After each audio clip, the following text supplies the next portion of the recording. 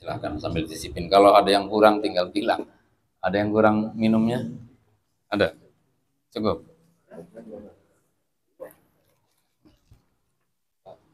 Ya, silakan sambil selonjoran nggak apa-apa, sambil selonjoran ya, biar ngajinya enak gitu. Bismillahirrahmanirrahim. Alhamdulillahirabbil alamin wa bihi nasta'inu ala umuri dunya waddin. Shalatu wassalamu ala asyrafil anbiya'i wal mursalin sayyidina wa maulana Muhammadin wa ala alihi wa ashabihi ajmain.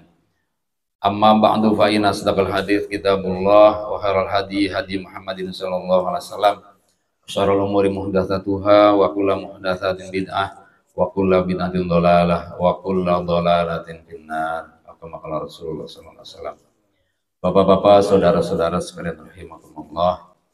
Sesuai dengan yang sudah saya share bahwa kurikulum kajian kita ada 12.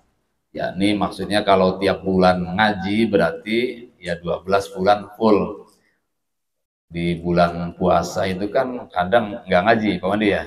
Nggak ngaji, ada kegiatan sendiri ya. Atau di bulan maulid. Tapi nggak apa-apa, 12 itu berputar terus. Kalau ada yang bertambah atau berkurang, ya tinggal menyesuaikan. Di kurikulum yang pertama, di sana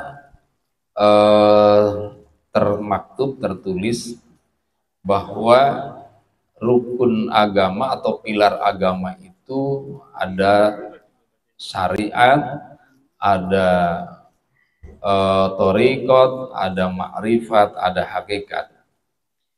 Dan ini sudah menjadi pengetahuan umum. Artinya bisa kita disebutnya googling bisa ya, nanya secara umum juga bisa. Kalau dulu akan susah mencari informasi ini, susah. Tapi susah itu memang ujung-ujungnya jadi pinter, mudah kadang susah pinter. Bagaimana begitu lengkapnya informasi. Sekarang ada disebutnya AI ya. Iya, itu lebih canggih lagi. Iya, belum di Google, Mbah Google luar biasa.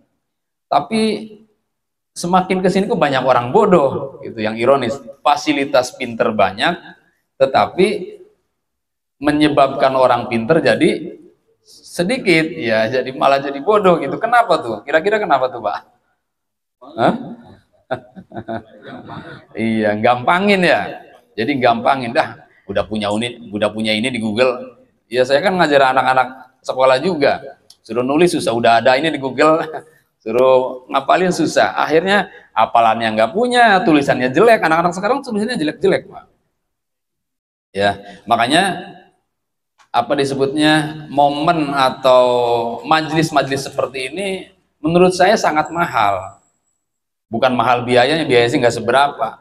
Jadi hadirnya kita di majelis seperti ini mulai sangat jarang sekali, apalagi anak-anak muda. Ya Allah, saya pernah ngecek, Pak, habis maghrib malam Jumat. Kalau orang dulu habis maghrib malam Jumat ngapain? Ngaji kan ya. Saya cek anak-anak saya. Dia ngapain? Ya, nonton film, Pak. Nonton film, Pak, habis maghrib. Jadi artinya di sini orang tuanya kemana, nggak ngontrol. Anak saya kecil-kecil aja, ya, sama ibunya. Malam Jumat, gitu. Padahal udah buka Quran tuh, Pak. Ya buka Quran tapi diingat malam Jumat ya. Maksudnya kalau malam Jumat khusus Yasin. Kalau nggak Yasin Kahfi. Kalau nggak Kahfi Waqiah, ya yang surat-surat khusus aja. Itu anak-anak saya kecil-kecil aja rutin kalau malam Jumat diingetin. Artinya anak kecil itu sampai dewasa, sampai remaja, ya tergantung orang tuanya. Kalau orang tuanya sering mengingatkan, sering mengarahkan, ya akan mudah dibentuk namanya anak-anak. Ya berarti kan orang tuanya dalam hal ini lalai. Nah gitu. Nah oleh karena itu, saya mengajak bapak-bapak jamaah sekalian rahimakumullah, tidak ada kata terlambat. Ya, yang sudah berlalu cukup ditobati. Kalau ditobati, Allah ampuni. Allah itu kan Ghafurur Rahim, pasti diampuni. Ya Allah, sudah dewasa, anak-anak saya sudah besar-besar, mereka ternyata belum pada bisa sholat, ampuni saya Allah. Ampuni, Pak. Allah mengampuni kalau kita tobat seperti itu. Kecuali kitanya ya cuek aja, nggak tanggung jawab, begitu anak dimasukkan ke neraka, bapaknya masuk surga, mau masuk surga, protes tuh si anak. Stop, stop, stop. Malaikat itu nggak bisa kalau begitu, nggak adil namanya. Emang kenapa? Yang menyebabkan saya masuk neraka bukan saya, itu orang tua saya. Jadi kalau di sana itu Pak, di akhirat itu tidak ada lagi apa disebutnya antara anak dan bapak sebagai apa ya, istilah, hanya sebagai sebutan saja. Istilah anak bapak udah nggak ada lagi kalau kembali ke akhirat. Jadi kumpul biasa lagi, sebaya semua. Kalau di surga ya sebaya semua, di neraka juga sama, cuman nasibnya berbeda. Jadi kalau begitu, kalau orang tua kita di sana usianya 15 tahun, ya kita juga 15 tahun. Jadi nggak ada lagi istilah bapak dan anak, karena kita awalnya juga waktu di alam arwah, sebelum kita masuk alam rahim dan alam dunia, ya kita semua sama, sebaya. Nah, kemudian jamaah sekalian rahimakumullah, di dalam ajaran agama ini ada kita temukan istilah namanya syariat. Apa itu syariat? Syariat itu dari kata syara'a yang artinya jalan. Jalan yang lebar syariat itu. Lalu torikot apa? Torikot juga jalan. Dari kata toroko. Jalan, cuman jalan yang kecil. Gang lah kalau di kita namanya. Kalau syariat jalan raya. Dua-duanya ada plus minusnya. Kalau jalan kecil bis nggak bisa masuk, ya kan? Kalau jalan raya pakai sepeda bisa kesalib, ke apa namanya, kesenggol dan lain-lain. Masing-masing jalan yang kita tempuh ada plus minusnya, ada sisi apa namanya untung ruginya, atau apa disebutnya manfaat atau kurang manfaatnya. Tetapi jamaah sekalian rahimakumullah, kalau kita ingin tahu perbedaannya dan ingin tahu masuk ke dalam wilayahnya, ya tentu harus ngaji agak lama gitu ya. Hanya saya ingin mengenalkan sekilas saja karena waktunya yang sangat sempit, dan kebetulan saya juga dari siang malah repot apa namanya, ya beres-beres, ya nyari nyari apa namanya buat hidangan dan lain-lain gitu ya. Jadi nggak sempat mutolaah. Jadi repotnya kalau jadi tuan rumah, tadinya sih minta Ustadz Nasir suruh baca manaqib, beliau pulang kampung tadi, barusan orang tuanya mau dioperasi, mau nyuruh Pak Kartono katanya ini Sariawan. Aduh, ya udahlah diborong aja semua, nggak apa-apa Pak ya. Nah, jadi kalau saya mau contohkan mudahnya begini Pak ya. Kalau mau duluan yang mana? Saya kira satu kesatuan antara syariat, thariqat, ma'rifat, hakikat itu satu kesatuan. Yang salah satunya bisa duluan. Contoh, waktu di Mekah Rasulullah SAW mengajarkan agama itu tauhid dulu, bukan syariat dulu. Akidah dulu, dan akidah itu adalah hakikat. Akidah itu adalah ma'rifat. Ya. Jadi kalau begitu, di masa Rasul, awal-awal Islam apa namanya dikenalkan oleh Rasulullah kepada para sahabat waktu di Mekah, itu tidak dikenalkan bagaimana cara sholat, bagaimana cara puasa, apalagi sampai ke zakat dan haji, tidak ada. Begitu pindah atau hijrah ke Madinah, baru dikenalkan bagaimana cara puasa, bagaimana cara apa namanya setelah Isra Mi'raj baru dikenalkan sholat, setelah hijrah baru dikenalkan puasa, sholat Idul Fitri, zakat fitrah dan lain-lain. Itu namanya bagian daripada syariat. Nah, kemudian jamaah sekalian rahimakumullah, perbedaan istilah ini antara syariat dan thariqat adalah karena apa disebutnya pengaruh dari kecenderungan terbesar dari sisi keilmuan dan pengamalan manusia. Misal begini, maksud saya begini. Saya mau tanya bapak-bapak, Imam Syafi'i itu ahli fikih apa ahli sejarah? Bapak pasti mengenalnya ahli fikih kan, begitu ya? Padahal beliau ahli sejarah, ya ahli akidah. Cuman karena beliau lebih mengenalkan fikih, seakan-akan beliau ahli fikih. Nah begitu. Jadi bagaimana seseorang akan cenderung kepada kepada apa disebutnya dikenalnya dia oleh orang lain tergantung seberapa besar beliau memperkenalkan kemampuannya atau keilmuannya. Sehingga istilah adanya syariat itu karena yang ditonjolkan adalah ilmu yang terlihat, yang terdengar, yang terlihat, yang teraba. Misal Nabi mengajarkan sholat itu shollu kama ra'aitumuni usolli, sholatlah kalian sebagaimana kalian melihat aku sholat. Maka sholat secara syariat ya yang dilihat oleh kita. Apa yang dilihat oleh kita, yang didengar kita ya ada Al-Fatihah yang kedengarannya, yang dilihatnya ada gerakan ruku, ada gerakan sujud. Tuh orang-orang apa disebutnya para ulama lah, kalau nggak disebut orang-orang, karena dari zaman Nabi nggak ada istilah, Pak. Dari zaman Nabi itu nggak ada istilah syariat, nggak ada istilah torikot, nggak ada istilah hakikat. Ya dikenalnya din dan syariat saja. Din itu adalah agama, syariat itu adalah jalannya. Nah ilmunya disebut ilmu fikih. Ilmu fikih juga istilah yang dipopulerkan oleh ulama-ulama fikih. Nah jadi kembali ke tadi bahwa siapa yang mempelopori dan cenderung orang ini besar pengaruhnya terhadap keilmuan yang tadi disebut dengan syariat. Jadi sehingga ketika kita melihat sholat dari sisi gerakan, dari sisi ucapan, maka yang dilihat adalah yang itu. Nggak pernah melihat khusyuk. Kelihatan nggak khusyuk? Nggak kelihatan. Ya. Terus sholat ini kebutuhan kita apa kewajiban dari Allah? Itu nggak kelihatan juga bagi orang-orang syariat. Sholat itu nikmat apa namanya gelisah. Nah, yang bisa merasakan itu bukan syariat. Syariat itu sekali lagi hanya bisa mengenal mana gerakan, mana ucapan. Itu syariat. Jadi kalau sholat yang seperti itu, yang diurusin masih itu saja maksudnya, itu kita masih di tahapan di taraf syariat, ya. Nah, bagaimana caranya supaya lebih baik lagi? Nah, menempuh ke situ namanya thoriqoh. Ya, biar bisa lebih baik lagi. Ke arah mengenal Allah tuh namanya thoriqoh. Ke arah menikmati ibadah tuh namanya thoriqoh. Jadi menuju ke arah ingin lebih kenal Allah, ingin lebih dekat Allah, ingin lagi menikmati ibadah tuh mengarah ke sana, jalan ke sana namanya thoriqoh. Walaupun sekali lagi syariat juga bisa disebut thoriqoh.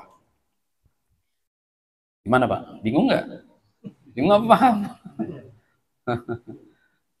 Gak apa-apa, nanti ada tanya jawab, nggak apa-apa deh sebentar ya. Mudah-mudahan aja bisa apa namanya mencerahkan. Nah, jadi untuk melangkah, untuk menuju atau menempuh ke kenikmatan ibadah, lebih kenal lagi kepada Allah, lebih dekat lagi pada Allah, tuh namanya apa? Thoriqoh. Kira-kira wajib nggak Pak? Wajib. Kenapa wajib? Supaya ibadahnya berkualitas, supaya menikmati ibadah. Sangat apa ya, kalau saya sangat tersinggung Pak kalau dituduh begini, ditanya gini, Anda ibadah kenal Allah dulu apa gerakan dulu baru kenal Allah? Ayo Pak, ibadah itu kenal Allah dulu apa pelajari dulu gerakan dan bacaannya? Dua-duanya jawabannya tuh. Soalnya kalau di zaman di zaman apa namanya Mekah, sebelum Fatu Mekah, di zaman periode Mekah maksudnya, itu Rasulullah mengajarkan kenal Allah dulu, biar nanti saatnya datang syariat, tata cara ibadah tuh yang disembah tidak salah. Allah tuh bukan seperti yang ada di depan Ka'bah, itu namanya berhala. Allah itu tidak seperti yang kamu bayangkan, itu namanya hayalan. Begitu kurang lebihnya Nabi mengajarkan Allah kepada mereka tuh. Allah itu laisa kamitslihi syai'un. Allah itu tidak serupa dengan sesuatu. Maka tidak boleh kita membayangkan Allah seperti apa, Allah di mana, Allah bagaimana. Nah, setelah melekat itu ajaran tauhid dari Nabi, namanya Nabi guru besar ya, sekali mengajarkan langsung paham, Pak. Kalau saya 100 kali juga mengajarkan nggak paham-paham kali ya. Langsung paham tuh. Begitu paham diajarkan sholat ya langsung rajin, langsung suka, langsung jatuh cinta sama sholat. Itulah sarana menyembah Allah. Makanya guru kita Abi itu kalau ngajarin mau sholat, tujuannya adalah nyembah Allah. Mau kemana? Ke masjid. Di masjid ngapain? Sholat berjamaah. Habis sholat berjamaah zikir. Habis zikir doa. Habis doa salaman. Jadi enggak dapat nyembah Allahnya. Tuh, diingetin lagi, nyembah Allah ya tujuannya ya, nyembah Allah. Jangan hanya ke masjid, jangan hanya ke musola. Jadi kalau sampai ke masjid, kalau tujuannya nggak nyembah Allah, nggak ketemu Allah. Dan seperti itu tuh memang agak ini Pak, agak lama gitu, nggak bisa langsung apa merasakan, enggak. Ngaji berkali-kali aja belum tentu bisa, apalagi kalau nggak ngaji. Ya. Jadi kalau ada orang yang beranggapan syariat dan thariqah sama saja, bisa jadi Pak. Bisa jadi bagaimana maksudnya? Jadi ternyata ada fatwa dari para ulama thariqah yang mengatakan begini. Orang alim itu tidak wajib berthariqah. Yang wajib berthariqah adalah orang awam. Kenapa? Karena orang alim itu sudah menemukan Pak, hakikatnya ibadah, hakikatnya sholat, ya, jati dirinya Allah, hakikatnya Allah dan lain-lain sudah ditemukan lewat kitab-kitab yang mereka pelajari, dari mulai belajar bacanya, ya, apa namanya, tajwidnya, nahwu sorobnya, sampai kemudian balaghah, mantiknya dipelajari terus bertahun-tahun. Pesantren yang nggak cukup 6 tahun, bisa 12 tahun, bisa 18 tahun dan seterusnya. Lama. Jadi makanya mereka sudah menemukan melalui syariat. Makanya ada ulama yang mengatakan thariqah saya ya taklim. Ya, thariqah saya itu taklim, dengan taklim saya bisa menghadirkan Allah. Ya nggak salah. Jadi sehingga syariatnya mereka adalah thariqahnya. Tapi bagi orang yang awam seperti kita, ngaji nggak bisa, baca kitab kuning nggak bisa, apalagi kitab bundul ya, nggak bisa. Hadis nggak pernah ada yang hafal, Al-Quran apalagi. Bagaimana bisa menemukan Allah? Caranya yang paling cepat adalah berguru ke seorang guru mursyid. Itu cara tercepat. Tapi saya udah belajar 15 kali pertemuan nggak dapat gitu. Misalnya ada pertanyaan seperti itu. 15 kali pertemuan tuh kalau di pesantren berapa hari tuh? 15 hari Pak. Kalau 15 kali pertemuan berarti di pesantren baru 15 hari. 15 hari di pesantren itu 15 hari 15 malam. Lah kita ngaji cuma 2 jam. Berarti bukan 15 hari, berarti berapa tuh?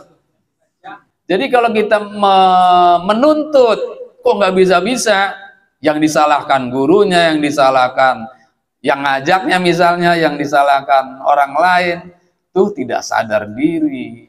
Ya, terus kita tuh sudah masuk ke jalur cepat ini, karena kita tidak melalui nahwu sorob, tidak melalui mantik balaghah, tidak melalui pesantren dan lain-lain. Pokoknya intinya bagaimana supaya bisa kita lebih kenal lagi dengan Allah, lebih cinta lagi dan lebih butuh lagi pada ibadah. Jadi bukan lagi yang kita lihat adalah ibadah itu kewajiban, tapi yang kita lihat adalah ibadah kebutuhan. Arahnya ke sana, ya. Jadi sekali lagi, apabila ada ulama, ada orang yang menyampaikan bahwa syariat itu sudah thariqah, yang nggak salah kalau memang maknanya seperti itu. Tapi karena tidak semua orang yang bersyariat itu sudah thariqah, maka ada ulama yang memisahkan antara thariqah dan syariat. Contohnya begini deh, contohnya. Bapak nih yang hadir nih, saya tanya, pasti jawabannya beda-beda. Pak, Bapak kalau beli nih Pak Juhari nih contohnya, beli kain di pasar, Bapak butuhnya buat celana 1 meter 25 cm Pak ya? Ya Pak ya? 1 meter 25 cm. Bapak belinya segitu. Tiba-tiba si pedagang di toko mengatakan, Pak, adanya 1,5 meter. Adanya 1,5 meter. Kata kita, Saya mah butuhnya 1 meter 15. Ya udah dipotong Pak, yang 25 cm dipotong sama dia. Bener apa salah? Bener apa salah Pak? Lalu buat apa tuh 25 cm-nya? Aduh, buat apa tuh ya? Iya. Nah yang seperti itu tuh dia telah mengamalkan syariat, contoh orang yang telah mengamalkan syariat, jadi nggak salah. Cuman dari sisi akhlak, dari sisi hakikat, itu orang nggak pakai perasaan. Udah bagi aja 25 cm buat apa sih, kan gitu ya kalau kita mah ya. Nah itu namanya sudah pakai perasaan, sudah mengamalkan agama dengan perasaan, maksudnya begitu Pak. Kalau ditanya mengamalkan syariat, iya syariat, benar sudah syariat. Jadi syariat itu kadang begitu Pak, beli duku, belinya misalnya 1,5 kg, dia 1,5 kg, iya, cuman tinggal ada diambil 5 tuh pas 1,5 kg, padahal habis tuh duku tuh, jadi dia ambil sedikit Pak, padahal kan bagusnya ditaruh aja buat yang beli, kan lumayan bisa apa namanya, memberikan penilaian bahwa pedagang ini baik. Nah kadang kita hanya mengamalkan syariat, tidak mengamalkan hakikat atau tidak mengamalkan rasa, akan seperti itu jadinya beragama. Ya, itu contoh yang mudah saja, nanti praktek-praktek agamanya banyak. Jadi oleh karena itu jamaah sekalian rahimakumullah, ya, tujuan kita ngaji, tujuan kita bertemu adalah semata ingin mengamalkan apa yang Allah cintai, yang Allah sukai, yang Nabi ajarkan kepada kita, sehingga apabila kita bertemu, apabila kita kumpul, maka lakukan hal-hal yang disukai oleh Allah dan Rasulnya. Diantaranya adalah Allah menyukai hamba-hambanya yang suka ngaji, suka zikir, dan suka berbuat kebaikan. Nah mudah-mudahan apa yang sudah kita lakukan ini menjadi wasilah dijadikannya kita oleh Allah menjadi hamba-hamba yang soleh, solehah, anak-anaknya anak-anak yang soleh, solehah, rizkinya berkah bertambah, dan juga lingkungannya lingkungan yang agamis, serta apa yang menjadi hajat dan harapan kita dikabul oleh Allah Subhanahu wa Ta'ala. Saya kira kalau diteruskan kelamaan Pak. Ada yang mau tanyakan barangkali? Ya silakan, silakan.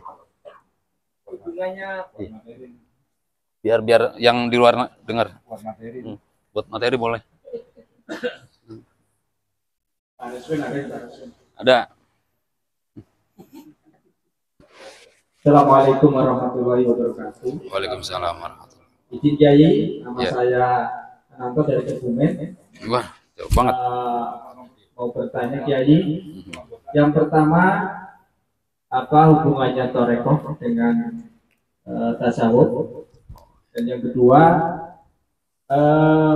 setelah beribadah, kita ini belum bisa melaksanakan manisnya ibadah. Apakah ada yang salah dalam beribadah atau bagaimana Kiai? Mohon penjelasannya Kiai. Terima kasih. Apa hubungannya atau bedanya antara thariqah dan tasawuf? Tasawuf itu dari kata sofa. Sofa itu maknanya sama dengan yang di Mekah tuh Pak. Kalau kita sa'i dari apa? Sofa ke Marwah. Tasawuf itu dari kata sofa itu. Sofa itu artinya apa? Bersih, suci. Marwah artinya sukses. Kalau mau sukses diawali dari yang suci, bersih. Nah, sofa kemudian menjadi tasawuf, menjadi sebuah kata di mana maknanya adalah mensucikan. Jadi tasawuf itu maknanya mensucikan, membersihkan. Orangnya disebut sufi. Orangnya disebut sufi. Ada juga dalam buku-buku apa literatur agama Islam itu yang mengatakan sufi itu dari kata soft yang maknanya wall. Di orang sufi itu senangnya pakai baju wall katanya begitu. Itu biarkan saja lah pendapat seperti itu ya. Jadi sufi itu maknanya adalah mensucikan hati. Jadi kalau begitu diperintah nggak oleh agama? Perintah. Untuk menuju sufi lewat jalan. Jalannya namanya thariqah juga. Jadi kalau begitu thariqah itu tujuannya untuk mencapai derajat sufi. supaya kita bersih hatinya. Ketika sudah bersih hatinya, maka di sanalah akan menemukan kenikmatan, baik kenikmatan ibadah maupun kenikmatan hidup. Contoh deh, contoh yang mudah.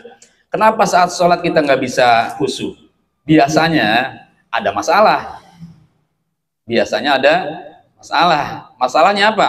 Masalahnya kadang berkaitan dengan hiburan, masalahnya kadang berkaitan dengan hutang piutang, atau dengan perkelahian, kadang begitu ya, saling benci membenci. Nah, hal-hal seperti itu terjadi karena hatinya belum bersih. Manakala hatinya bersih, itu dengan sendirinya itu akan menemukan kenikmatan ibadah.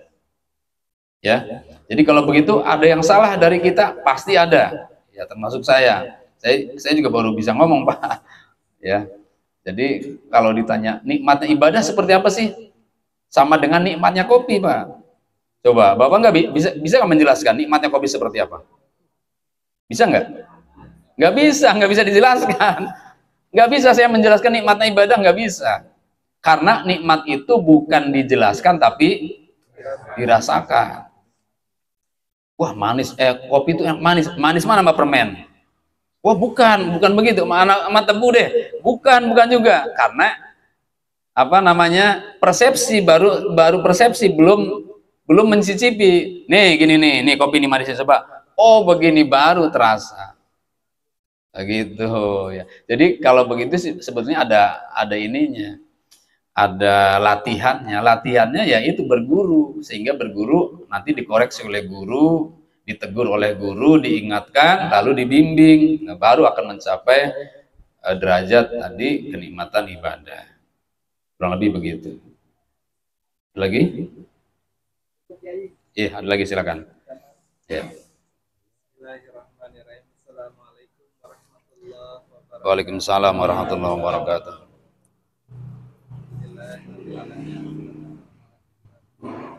Pakai ini deh, biar jelas.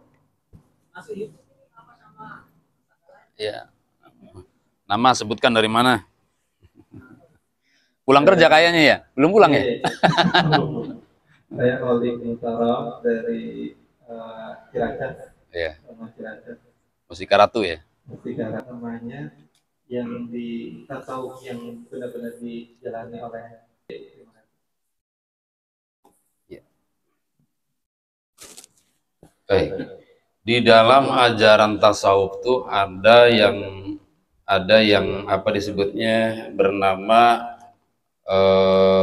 Wahdatul Wujud. Kemudian diterjemahkan dalam bahasa Indonesia Manunggaling Allah Gusti. Kenapa ada seperti itu? Pada hakikatnya kita itu tidak wujud. Kita itu diwujudkan oleh Allah. Yang wujud hakiki adalah Allah. Kita nanti sirna, kita nanti tiada. Awalnya tidak ada, kemudian menjadi tidak ada kembali. Berarti kita itu hakikatnya tidak ada. Yang ada hakikatnya adalah Allah. Manakala kita memahami lebih serius lagi, lebih filosofi lagi, nanti lama-lama begini. Iya ya, berarti kalau begitu saya tuh Allah. Ya kan begitu kan ya? Karena hakikatnya kita kan nggak ada. Saya Allah, dia Allah, kamu Allah, begitu nantinya. Nah, ketidaksadaran ini melahirkan sikap. Akhirnya orang-orang menyangka yang lagi ngoceh itu adalah sesat. Misalnya Pak, saya harusnya kan zikir itu subhanallah, subhanallah, subhanallah. Tiba-tiba saya zikirnya gini, subhani, subhani, subhani. Apa artinya subhani? Maha suci aku, maha suci aku, maha suci aku. Sesat enggak, Pak? Sesat, karena saya telah menganggap suci. Ya, padahal saat itu saya tidak sadar, saking senangnya, saking cintanya, saking kagumnya pada Allah, dirinya sendiri nggak terasa ada di mana. Sama dengan orang gila. Cuman yang gila seperti ini namanya jazab. Jadzab itu dia melafalkan, dia menggerakkan, tidak terasa. Itu namanya jadzab. Kalau begitu orang ini nggak salah, orang ini nggak sesat. Yang sesat itu yang sana, kemudian mengikuti yang saya lakukan, Pak. Gara-gara saya ngomong subhani, Bapak sebagai muridnya misalnya ikut-ikutan. Subhani, Bapak yang sesat. Karena membahayakan di Sunan Syekh Siti Jenar dalam pandangan para wali disembelih. Dia nerima orang memang harus begitu. Begitu. Al-Halaj dulu juga demikian. Jadi dia hilang, merasa hilang tidak ada. Yang dilihat semuanya Allah, lihat pohon Allah, lihat apa air Allah, sampai lihat apa disebutnya tuh yang di hadapannya Allah semua. Dia tidak terasa dirinya ada di mana. Yang dilihat Allah semua. Bisa jadi pakai baju apa nggak pakai baju rasanya pakai baju. Makanya jangan heran kalau ada wali-wali jadzab tuh. Memang begitu itunya. Nggak mampu mengendalikan dirinya. Kalau begitu lebih hebat dari Nabi? Enggak. Kalau Nabi mampu menguasai dirinya. Kalau dia kalah dirinya dikuasai oleh perasaannya. Jadi untuk dirinya tidak berdosa, tidak bersalah, tidak kafir, tidak musyrik, tidak sesat, tapi bagi orang yang mengikutinya bisa sesat. Begitu ya. Udah malam deh, mudah-mudahan ada manfaatnya. Takut sotonya adem.